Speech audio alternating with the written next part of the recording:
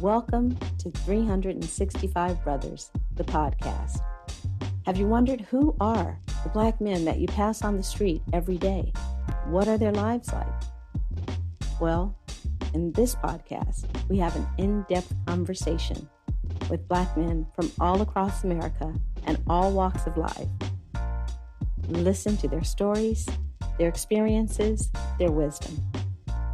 I'm your host, Robin Shine. Get comfy.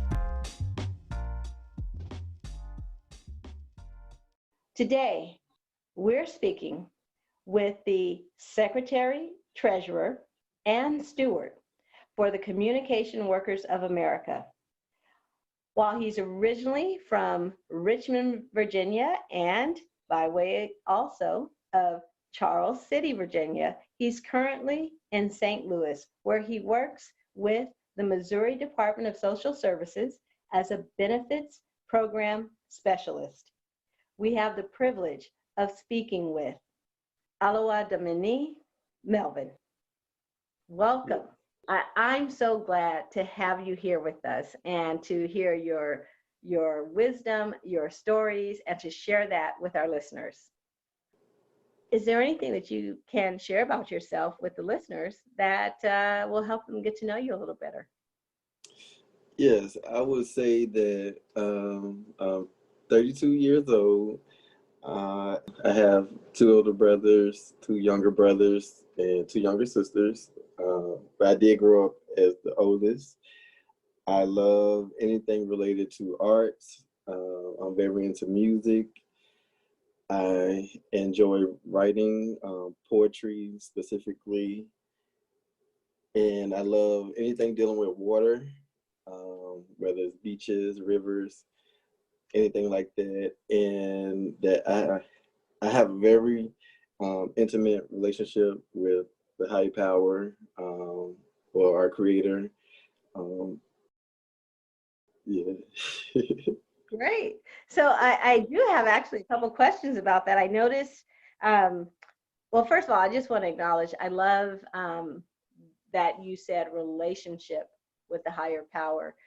We all have a sense of having a relationship if we are religious, but there is something distinct about having a relationship to religion and having a relationship to the higher power. And so I like the way that you phrase that. But I also wanted to ask you about the poetry because you mentioned that poetry is one of your self-expressions as a writer. What kind of poetry?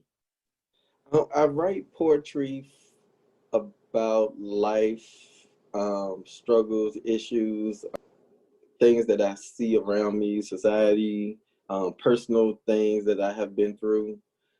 Yeah, it's so many things that I grab from, but it's mostly the universe around me and life experiences, I would say.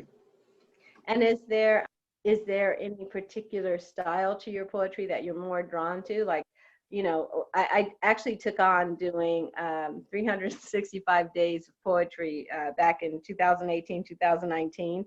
And I noticed that, you know, when I was pressed for time, I loved a haiku.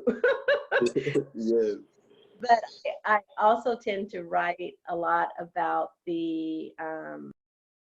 I found that a lot of my poetry was about relationships or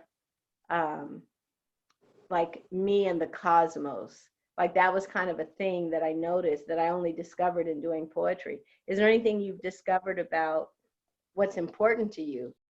I would say that I have like I always study older poets and like Maya Angelou, um, James Baldwin, Langston Hughes, and my writing style. Like one thing I learned early about poetry is there's no rules. There's no rules. The poem can be two sentences, which is what I love about poetry. You can make it what you want.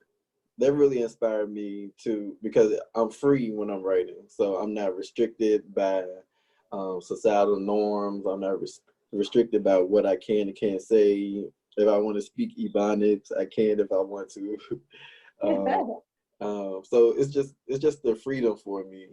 Yeah. Just learning that I can be free without being ruled by society in that moment, definitely.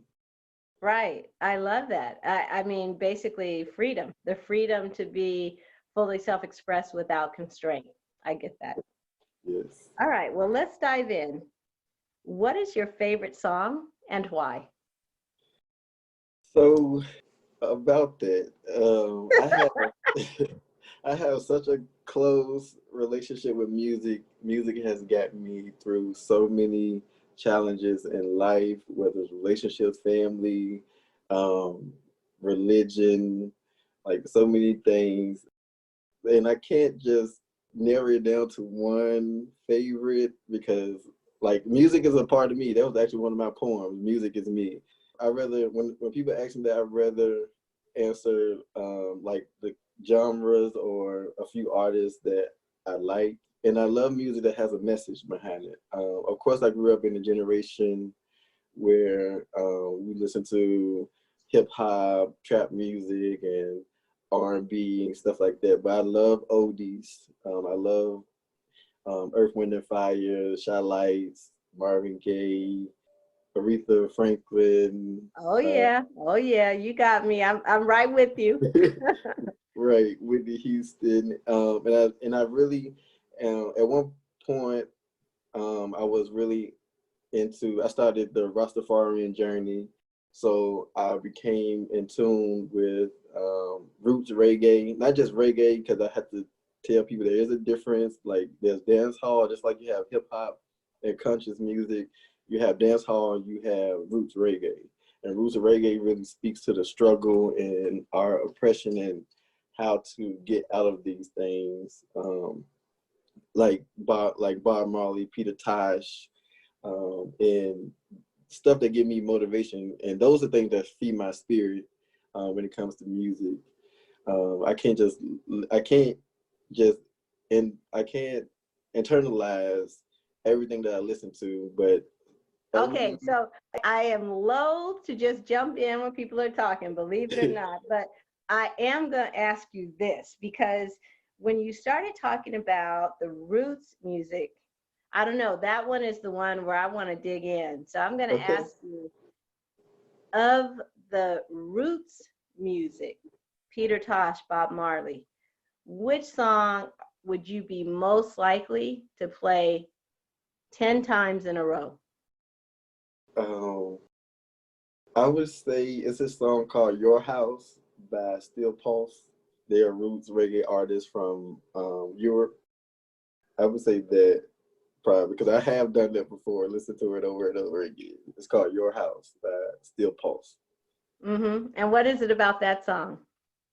Well, it creates a sense of like no matter what you're going through in life, like you belong to a greater house that's always there. Like you're always welcome in this house. No matter what society is doing, what's going on around you, like the love of the creator is there to welcome you into this house. I love that. That particular song reinforces what stands out about your relationship to spirituality for me and how I'm listening to you, you know? Yeah. Um, all right. Anything else you want to say about that before I go to the next song? I mean, the next question?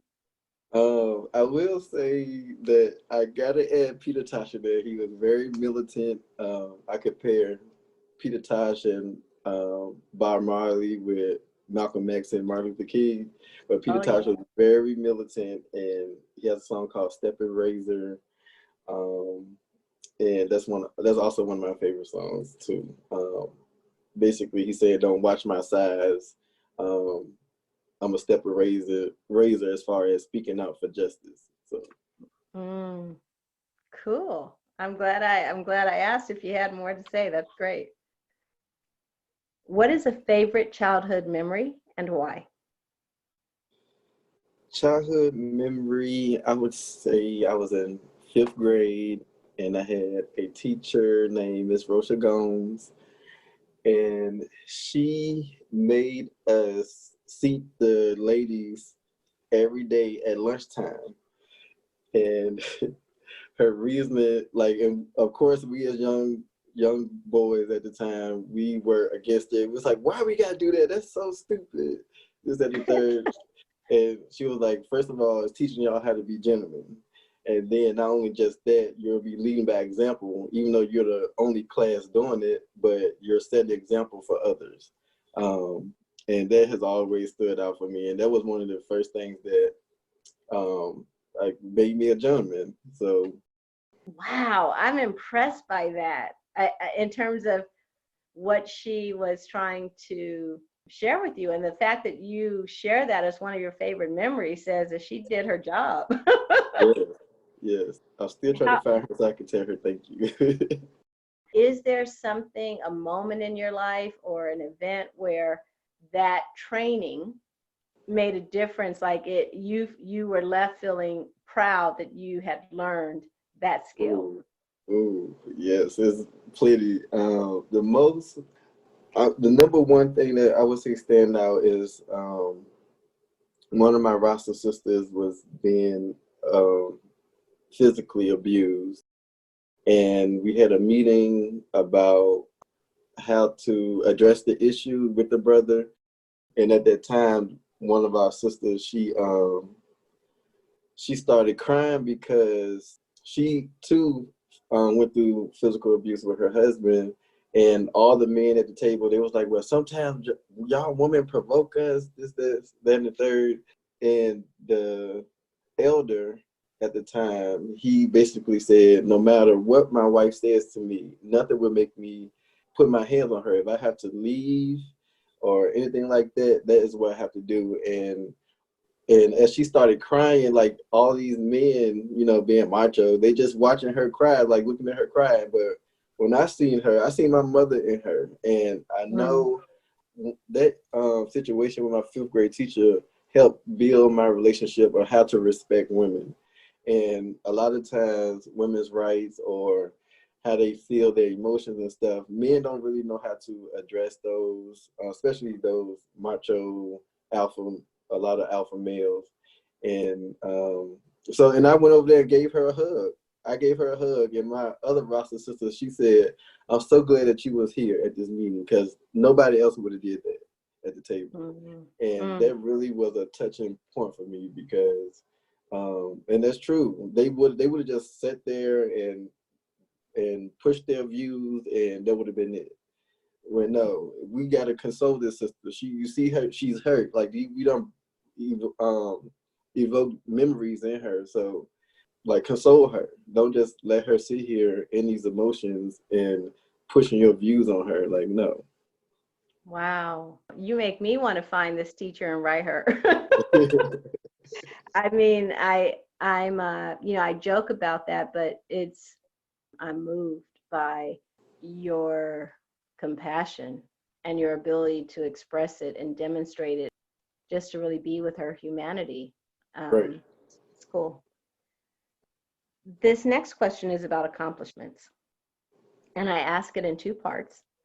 I first would love to hear about an accomplishment that means the most to you personally, and then if you could share an accomplishment that seems to impress others, that when you share it, others are like, whoa, really? Or wow. And sometimes they're the same, but many times they're different. And whichever way that is for you, would you first share the accomplishment that means the most to you personally?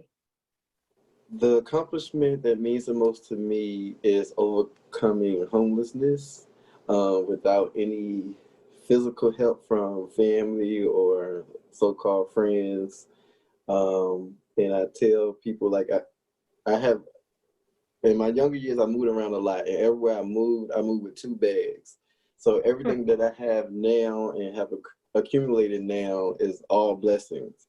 And I'm grateful, and that makes me even more grateful for everything that I do. It's not much, but at the same time, it's everything to me because I know how it feels to have nothing and not knowing where your next meal is going to come from, not being able to take a bath when you need to, So I would say definitely overcoming homelessness.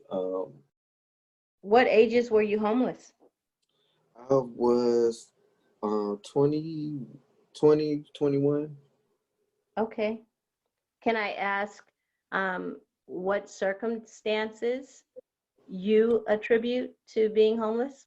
Yeah, so it was that I contribute, I would say, definitely just up and leaving home out of anger and not really having a plan. And also at the time, the lifestyle I was living, I was adding that to the situation. Like I wasn't really focused as much as I should be out there trying to make fast money and stuff like that. And God basically had to just humble me. And it's a lot of things that I was adding, whether it wasn't giving God enough time, not being focused on my studies in school and college, just being around the wrong people, keeping bad company, wanting to impress people. Just yeah, all of that is what I contributed to it. What was it that, how did you, I mean, I know it's a short podcast. It's not, like a mini documentary. I understand that. But at the same time, it's like, what was it that, how did you do that? Like, the accomplishment is that you overcame homelessness. How did you do that? I had a wake up call, and I'll never forget the day. I was sleeping in the bed in an apartment building, and the spirit spoke to me and basically asked me some questions. That was very hard questions. And one of the questions was, where are all the people who you hung around? Like, where's all these people that you were trying to impress, that you call family and friends? Where are they now? Then he asked me, how does it feel to have everything taken from you? Because at the time when I started making fast money, that did include stealing, a form of stealing, and where in it's also called crafting, and so I was asked how does it feel having everything taken from you against your will, and that like I had to vow not to do these things anymore, and not just that, but making fast money. What I had to start paying attention to what I internalized. That's music, TV. Had to begin to change my diet and just changing my mental, how I looked at the world around me. Learning about energies and relationships with people, knowing when to cut those off. Yeah, that's the most of it. Wow. So I'm just I'm having, sitting here.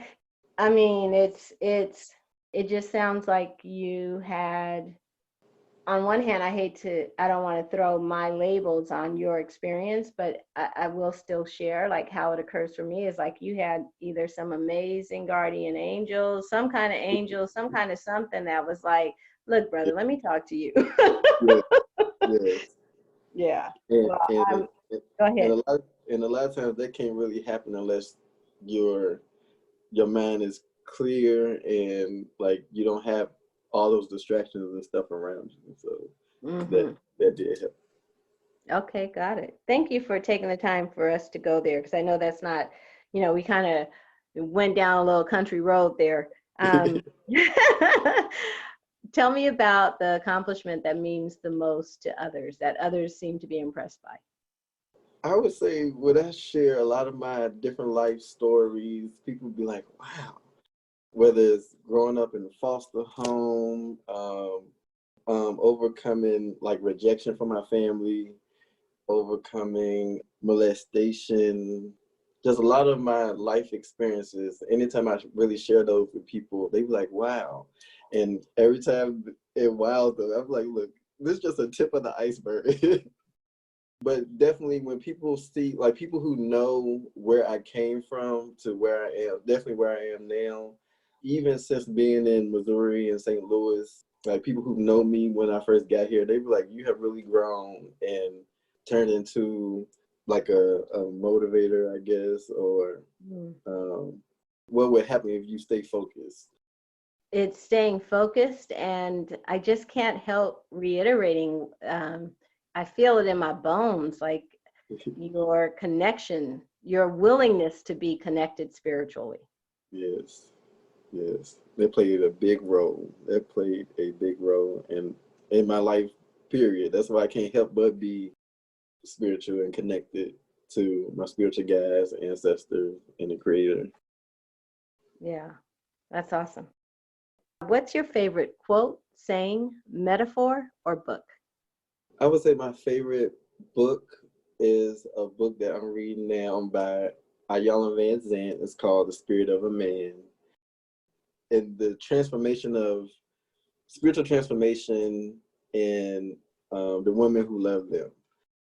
Oh my God, this book has just been so eye-opening to the plight of Black men in America and how we got here, and as far as like our spiritual nature, and teaching you how to transform your mind and like how you think about things and be okay with your traumas and stuff that we had to go through, and it teaches you that we were born into some traumas that we have to heal from our ancestors and our parents, and teach you about ancestral memory. Like a lot of things that are triggers for us is because they were things that happened to our ancestors during slavery that we still see in this time. So a lot of times when you don't know how to react to things, it's because your spirit remembers this from our ancestors. And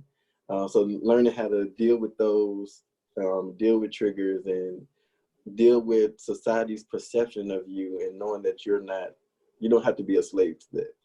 I'm in the middle of the book, but so far it's mind blowing. So I have to say, I'm like, on the one hand, I'm like, well, given that I'm, interviewing 365 Black men, on the one hand, I'm like, dang, I should read that book. And then on the other hand, I'm like, wait a minute, but what if I read that book and then it colors how I interview, But it sounds phenomenal. And I will definitely include a link to the book. Your sharing it with me is the first I've heard of it. So that's exciting. Thank you for sharing that. no problem. What is a person, moment, conversation, or event that stands out as either changing the trajectory of your life or had a significant impact on your life? This is resonating in my spirit, and that's it's not a good thing, but it did help me out in life in a good way, and less being molested by women. I say that because a lot of people feel like this only happens from men to women, and so it's kind of unheard of. And even some men was like, "Well, you should have liked that." Like, I'm like, "Excuse me, no." Like that's taking your innocence, no matter whether it's from a male or female. And so it really helped me change the stereotypes that came around sexual assault, and like the traumas and stuff that come from being sexually assaulted, no matter who is by, and how to deal with those things, and making sure that children today are protected from those things, whether they're male or female, and teaching young men to learn how to respect their bodies just as much as young girls are taught how to respect their bodies as well. So it definitely helped me look at life on a even scale, like not conform to gender norms, basically. So yeah. I have to say that does not that as I almost feel sorry for my listeners because I'm constantly reminding them that I teach at a continuation high school. But it's such a part of me, and it informs so much of who I am and what I think and how, just all of it. And so when you say that, I actually realize that when I think about the traumas that my students bring to school, Mm-hmm. When I think about traumas from molestation, sexual traumas, I am limited in my view and assuming that it's females. And in this conversation, like I actually get for the first time that it just wasn't even in my space. Because you're right. And here's the funny thing, because I teach law, and in teaching law, I teach about the laws around rape, right? Mm-hmm. And so when that comes up, and it's inevitable that someone says, well, can a man be raped? And it doesn't come up as much now because our society has changed in terms of understanding, of moving beyond the more socialized, normalized roles of gender. But I've been teaching for a couple decades now, and so earlier it would come up and it would be laughed at. Now it's not laughed at in the same way, but it's still I'm just appreciating just how much road there is to cover in Yeah. us equalizing our understanding of what constitutes sexual abuse and when it happens and to whom it happens. That there are conversations that are just not taking place around that. Right. Yes. Thank you for sharing that. I just really appreciate you sharing that, because I know there are going to be men who listen who have never shared. And I think you know that too, who may not have even acknowledged that they could have had a different feeling about what happened, Right. A lot of Um, people are ashamed to express that. right, right. I get it. What is a moment or event that either puts a spotlight on or highlights your experience as being a Black man in the United States? One of the main things I would say is college. I'm currently a non-traditional student, quote unquote, is what they call it. And one situation with, I don't think color matters, but this helped me put context to what I'm saying. A Caucasian young lady, and she, at work, she was asking me about school. I told her how long I've been in school, and did all the schools I've been to, as far as colleges go. And she made the comment, "Oh my God, you could be a doctor by now. I'm gonna start calling you Doctor." At that time, my last name was Davis, so she was like, "I'm gonna start calling you Dr. Davis." And Mm-hmm. in that moment, I didn't really like. Felt I felt away, and I felt offended, but I didn't know why. I didn't really process it. So when I told it to one of my close friends, she was like, "Oh no, she didn't." She eventually addressed her and told her, "Not everybody can be like you and just breeze through school, and just dealing." And I did add a lot to that because I transferred, because I had this view of what I felt like education should be like. And all the schools that I went to, I wasn't being fulfilled in that. And I've been to 2 HBCUs and 2 private schools. And so I learned about how race plays a factor in sex education. And definitely the most recent here in St. Louis, I went to Fontbonne University, still paying tuition, so I technically still go there. uh, but and I realized I was sitting in classrooms with mostly Caucasian people and foreigners from different countries, and I realized their countries was paying them to come here. All they had to do was maintain a 2.5, and the school was paying the rest of their tuition. And and of course, a lot of the Caucasian, they have parents or like opportunities where they don't really have to come out of pocket and pay for school. Me, on the other hand, I was maximizing the amount. This is where I learned there's a maximum of student loans that you can have as an undergrad student, which I didn't realize until I had ran out of financial aid. And when Mm-hmm. I reached out to leadership of the school, they basically belittled me and made my situation. They just sent someone to talk, like send me a pep talk, basically. And that's when it really dawned on me, like if I'm going through this, and I wouldn't say like, at this time I was working, so I'm not like poor, but if I'm going through this, I can imagine what little Daquan in the hood, what he have to go through in order to get a quality education. And that is where it dawned on me, like, a lot of stuff that we don't know and we grow up not knowing is because of lack of education. And a lot of stuff that I did learn, and I know I wouldn't have learned it if I didn't go to college.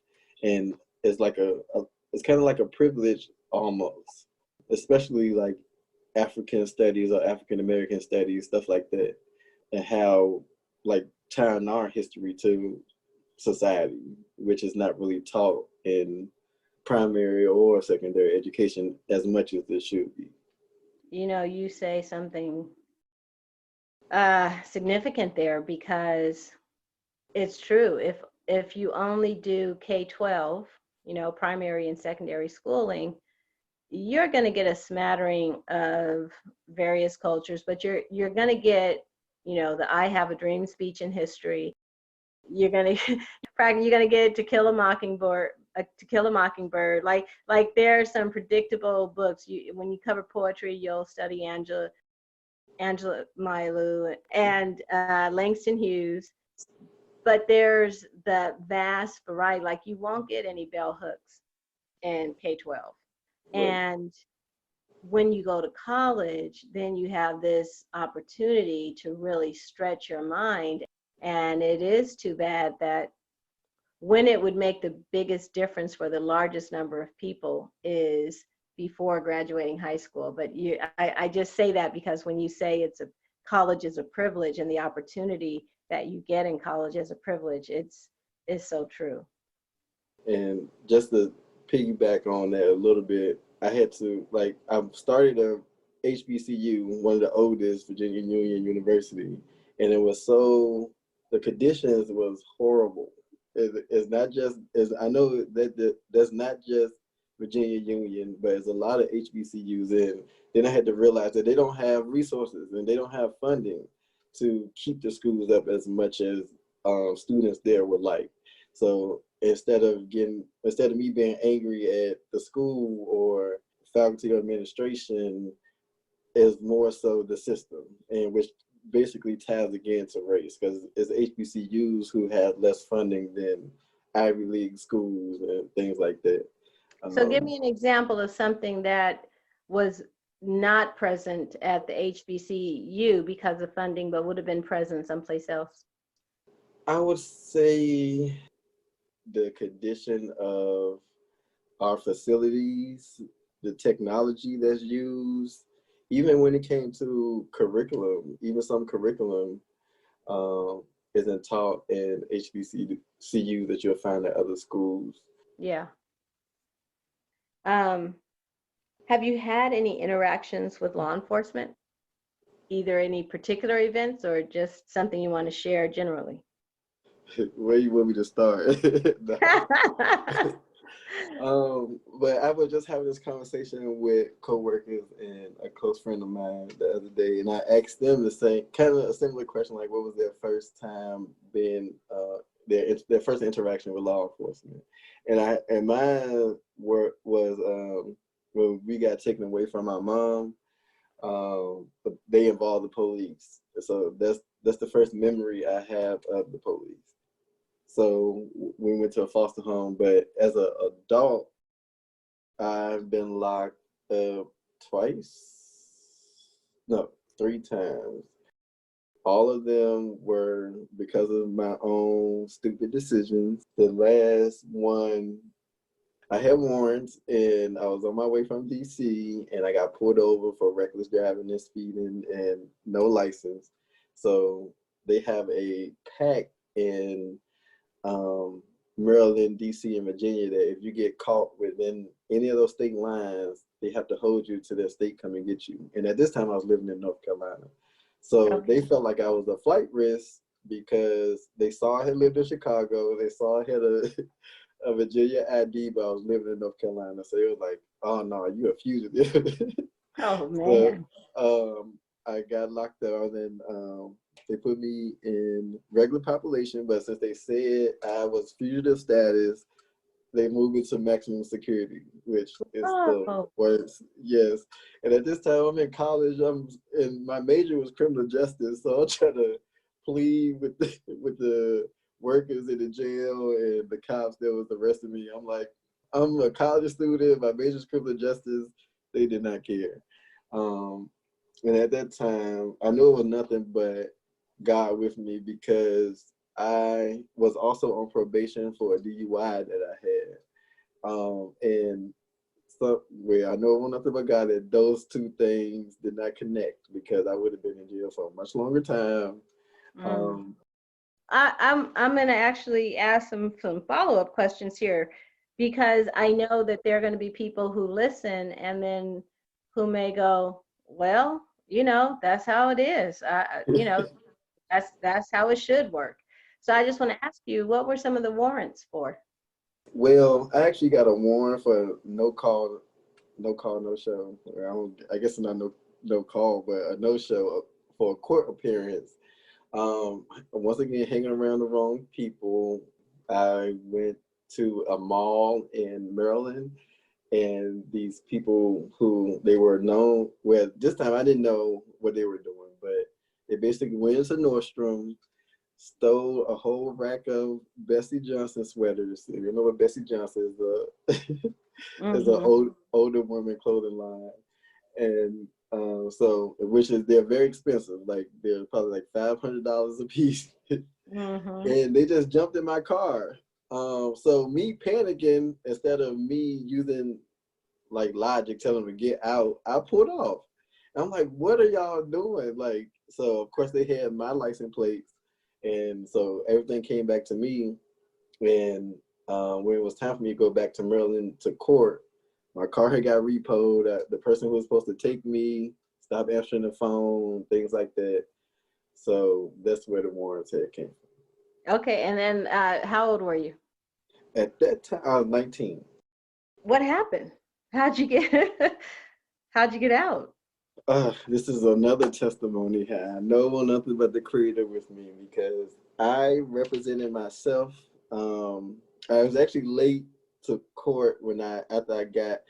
Matter of fact, let me go back a little bit. When I was locked up in maximum security, I the third week in there, I just could not take no more, and I prayed and I cried. I was like, God, if you just get me out of here, I would change my life, which is the prayer that most people who locked up say. Right. Um, and that next morning, and I never was the first one up because I hated being there. But the next morning, I was the first one up, and the guards came in and was like, "It's time for you to go." I'm like, "What?" So Maryland had came in and got me, and they let me out that night. But they Mhm. let me out on, I forgot what the bond is called, but basically they let you out on bond in Maryland, that if you promise to come back to court, and if you don't, they have like a $10,000 fine. Okay. Um, so I went back, I represented myself, and I told them everything that happened. They dismissed the charges. Only thing I had to pay was driving on private property or something like that. It was like a ticket that I had to pay. But they dismissed, and I was facing 3 felonies because of all the stuff that those people stole. They dismissed all the felonies or whatever. So, and what happened, the same thing happened with probation. I represented myself in court, and they dismissed those charges also, which is how I got a state job now. They do extensive background check. None of that stuff shows on my record, thank God. But yes, that is a testimony. That you represented yourself in so many situations and were successful says a lot about you. So then my next question, if the US was a woman, what would you say to her? I would say to her, why do she reject the very people who made her the world power that she is today? And as minority, Black, people of African descent. Um, we were here before Columbus got here. we we were. It was built off of of course, free labor from us. But at the same time, we still dealing with being the lowest of society here. So I would definitely ask her, why does she reject the very people who created her?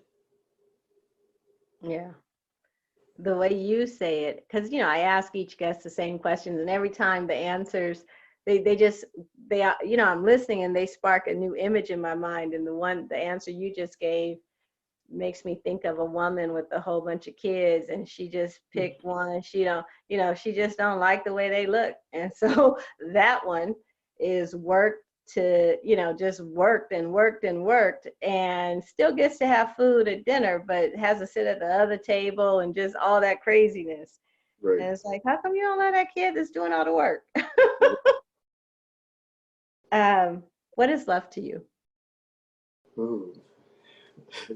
Love is a action word, even though a lot of times people consider it a feeling word. But love is definitely an action word, and like loving a person for who they are, not what you want them to be, or not what society wants them to be, or how you vision that people should be, act, or operate. And just being free in that, no matter if it's somebody who may have done something to you, to still act out of love is to, even though you did this to me, I don't have to deal with you, but I still have love for you enough not to even do the same thing to you that you did to me, right? Mm-hmm. So love is definitely an action word, and just showing the freedom of accepting too, people for who they naturally are, and accepting the qualities that come with them, and knowing how to cut off if it's something that doesn't resonate with your spirit. Also, that's a part of definitely loving yourself. So, yeah. I love it. I love every part of what you just described. thank you.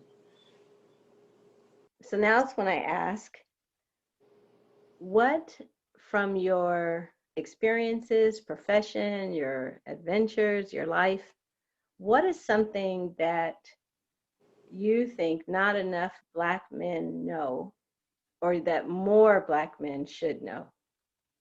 One thing that a lot of Black men, I wouldn't say that they don't know, but they don't really take the time to accept this, and that's the fact that showing emotion is not a weakness, and learning that we are already born into a lot of trauma and stuff that we have to heal from, and learning like how those things trigger you.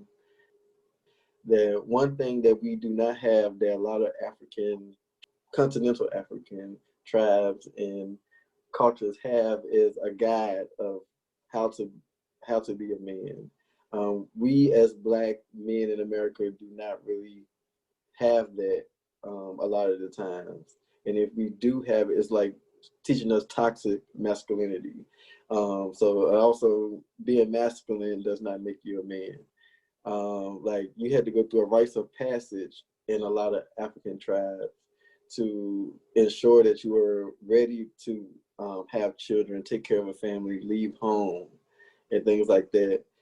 That is not in our culture. I'm not going to say that it's at all, but it's not in our culture as much as it needs to be. Which a lot of men and young boys grow up with this false perception of what it takes to be a man, whether it's having as many girls that you possibly can, whether it's having a lot of money, whether it's having all the degrees that you can. All these things, that's not what make you a man. And one important thing is brotherly love. We do not, and in a lot of African countries, they show brotherly love, and we as Black American men have an issue with that. We think it's gay. We think, like, or you giving a brother a compliment, like, you got to be soft. or stuff like that. Like a lot of fathers don't even like showing their sons affection and attention. I was just having that conversation. It takes a balance of both. I tell you, you can be brave and strong, but still show love and honor your fellow brother as well. You remind me of I had the privilege of spending a few weeks in Barbados. I don't know, a little over a decade ago now. Gosh, time flies. Anyway, while I was there, I went. I was participating for part of it. I was participating with an educators group, and anyway, some of us, got along really well. We went out to some of the local clubs, and at this point, I was already a little older than the average club going person. So I was more just there, having a little drink, watching everybody else dance. And I remember seeing this group of, it had to be 7 or 8 young men. They were clearly 20 somethings, right? Mm-hmm. And they were dancing together. And when I mean dance together, I'm not talking about, like the way we couple up, like back when I was going to clubs and everybody had to dance 2 to 2, but it was like 7 or 8 of them in a circle. And I know that's more common now, but what stood out was the way that they were so open with putting their arms around each other as they, danced or hung out and watched somebody else dance. Like they were able to relate to each other in a very loving way, without any loss of masculinity, without, there was nothing, like they had no concern about, oh, do I look gay? And, or any of that. It was just the ability to love one another as their crew. And it stood out to me so much, because all I could think was, how come that doesn't happen in the United States? Because if that happened in the United States, this would be a better place. Yes, I definitely agree. Yeah. Definitely agree. So as we finish here, what, if anything, did you get from participating in this conversation? Well, first, I want to say thank you for this opportunity to be able to share a glimpse of my life and my story and experiences.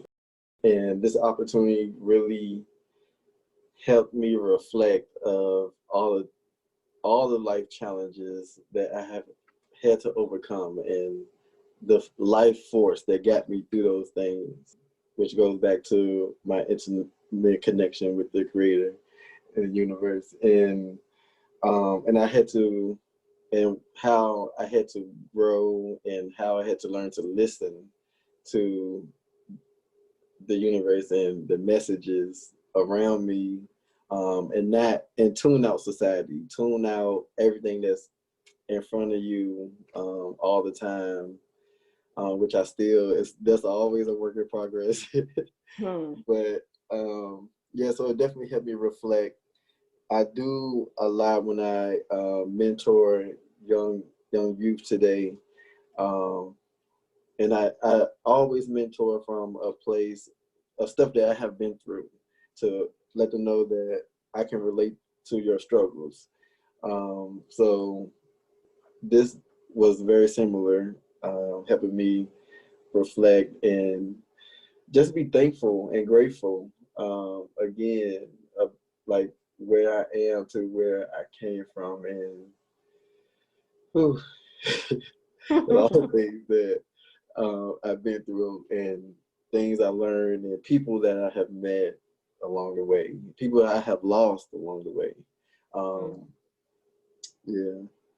Well, Aloha Yes. Nope, that was close. Yes. All right. I am in love with the way that you relate to Creator, that you connect to Creator, that you live inside of your commitment to Spirit, that you allow it to move you forward in life, unashamed, unapologetically connected and spiritual. That is, it's just amazing and awesome. Yes, thank you. It didn't come easy because I grew up as a Baptist Christian. And so I had to deal with all the rejection. You're not supposed to do this, don't do this. Um, not really appreciating the woman and who she is and where her place is in spirituality. Um, and I just knew instantly, like, it just wasn't how, well, especially my life and like my spiritual health, um, how it was supposed to be. So thank you for that. Thank you for listening. As you can hear, you do not want to miss any of these brothers. Make sure you subscribe. You can find more at our website, 365brothers.com, 365brothers.com. This is Robin Shine. To listen is to love.